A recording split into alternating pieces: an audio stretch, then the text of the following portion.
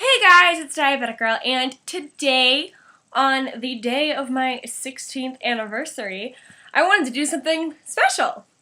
So, okay.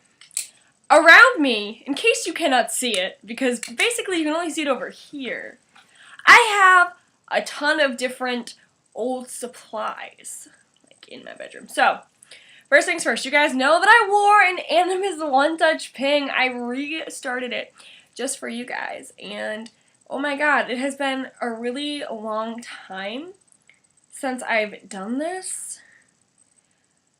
The last bolus on this menu is July 14th, 2010. Yikes.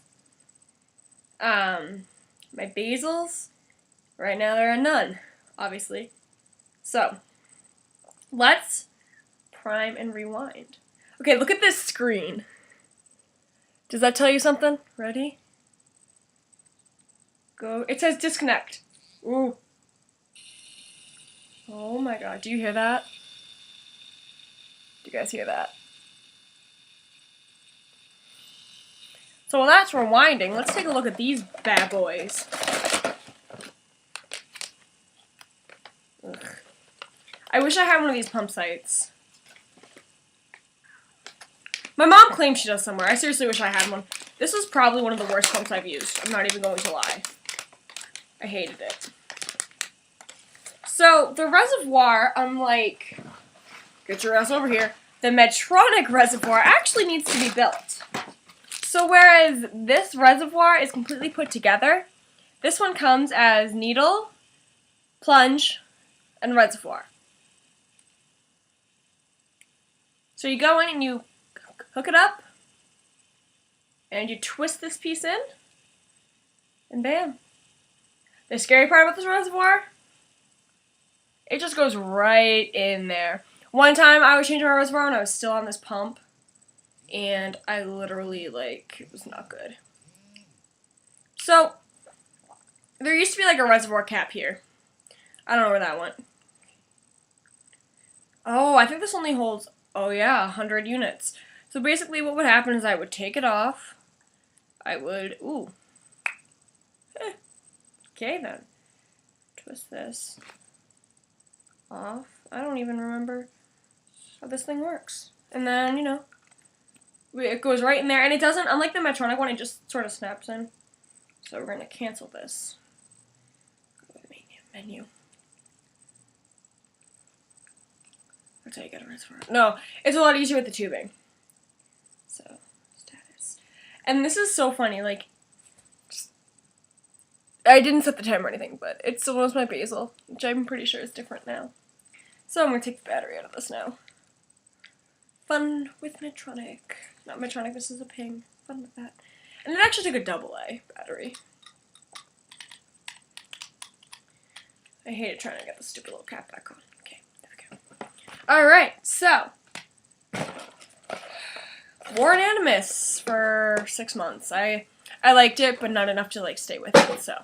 Bye-bye Animus. So, as you guys know, I've worn a Medtronic for almost 11 years this February. So, if you guys remember, I don't have any anymore, but if you guys remember the Kwikset, with this piece, you have to shoot it in and press this down and pull it out. It was very, very awkward. I had to carry around this and a pump site and a reservoir, all at the age of say 10. How old am I? I'll be 17. So 7. Woohoo. And then after I wore the Animus for a little while, this is the Minimed Mio. They have the Inset, which is actually the same exact thing. The only difference is that there's a Locklear cap. Locklear is very different. It's really thin and then shoots out. So that's the Locklear cap, and that is what I had. The little piece that would go over here to hold, not hide, but keep the reservoir in, because we're just popped in. There would be a little Locklear coming out of it. So that is the true story. So now I just use this. As you guys know, I carry these everywhere. They're so easy to carry around. They're portable. It's convenient. I can throw one in any of my bags, and I know it's going to be there, and it's great. Whereas this, I did like the quick set, but that was my biggest problem, is that I'd have the set, and I wouldn't have the inserter. One time, I lost an inserter under my bed, in my old bedroom. So, yeah, that was not a fun time. My mom was so mad. Oof. So there you have it. The two differences. And then obviously as time went on, different things changed. I first started on a CGM 6 years ago. Yes, I was in the 6th grade. I just started middle school, and I started on a CGM. It was the same thing. Not much has changed like with what I wear now, except for the fact that I really want a 530G with NLEAT sensor, which will happen someday, hopefully. Oh, guys, I put in a CGM last night after I filmed that video. I told you guys I was going to do it, and I did it. And I'm really glad I did that, because it was so helpful today during my midterms and everything. Also, one, like, really big, like, change with my diabetes is that when I was younger, my mom would handle everything, and now she's just kind of here on the sidelines to help me with it. So that's definitely a big change. And another one, too, is do you guys remember how, like, thick and bulky the meters used to be? I'm trying to think where I might have one. I don't know. I feel like somewhere in the archives of my bedroom I have an old meter. But you guys remember they used to be, like, this thick and, like, this wide? The meter for the ping that you could bolus from, which, like, I really did like that feature, was, like, literally this thick, and it was, like, this big, and inconvenient. If you guys remember the One Touch Ultra Smart 2, it was that thick, and it was that kind of meter, but it was just bigger. It was like a PDF, basically. Ugh. And now, look at this thing. It's tiny, it's rechargeable, I can pop it into my computer, and it's all set and taken care of. Yay.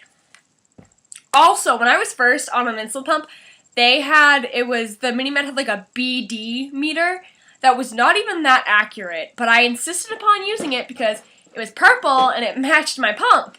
So, like, it literally wasn't even that accurate. And it would just read into the pump. So, technology has come a long way. I tend to find that this is the most accurate meter I have used in years, and I usually swear by One Touch, but their latest product, the One Touch Vario IQ, I found was crap.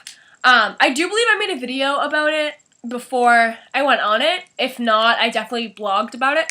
It is crap, okay? I was reading the instructions. Oh, I didn't make a video, that's right, because I was going to camp. So, when I started using the Vario, it was... Stay! I want you to stay in your box! No!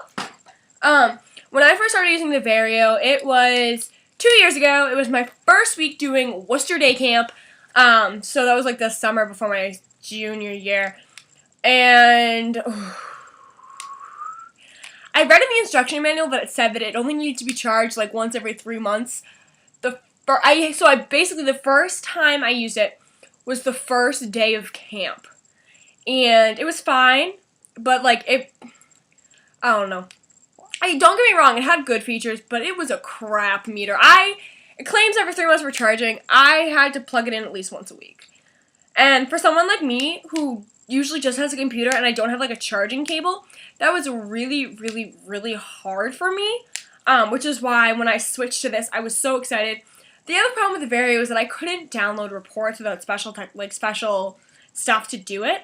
And with this, all I need is this to plug in, and I'm all set and like ready to go to download my reports and get all that stuff done. So that made me obviously really excited. And you know what? Diabetes is just like technology has come so far in the last like 5-10 years, and it's amazing. I don't know, most of you guys, I think I might be older than a couple of you. So most of you probably don't remember. This was like at the tail beginning of my diabetes. Pumps were surgically implanted. And they were as big as a backpack. They were called the Brick. And now look at our pumps. They're tiny! Tiny! I don't know, looking at this thing, I kind of want to go back on a ping. But I swear by MiniMed. I wonder if I can call them. This is like such an old pump. I'm pretty sure that the warranty on this is up.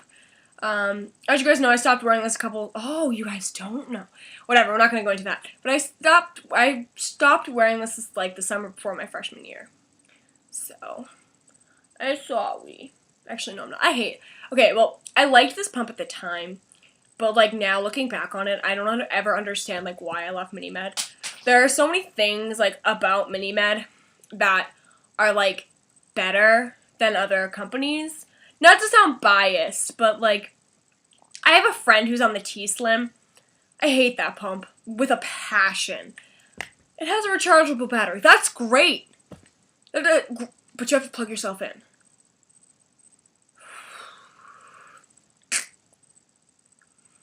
What? Like, it doesn't make sense to me. I understand that technology is changing, and, like, my pump will probably do that soon, but I don't really want to go there.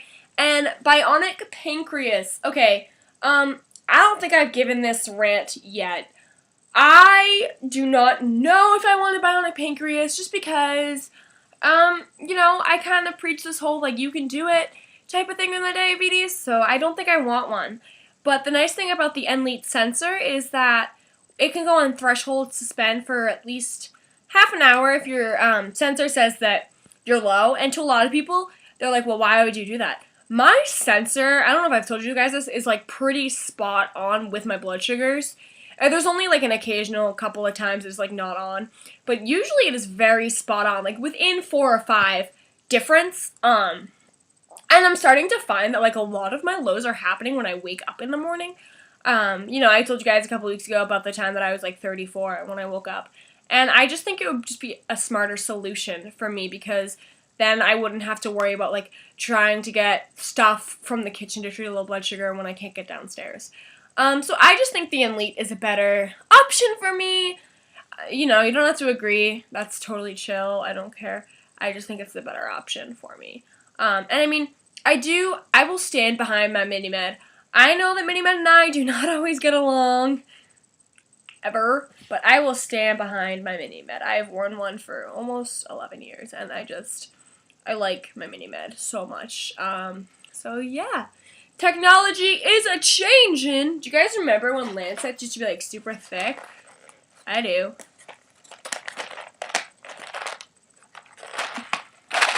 Come to me!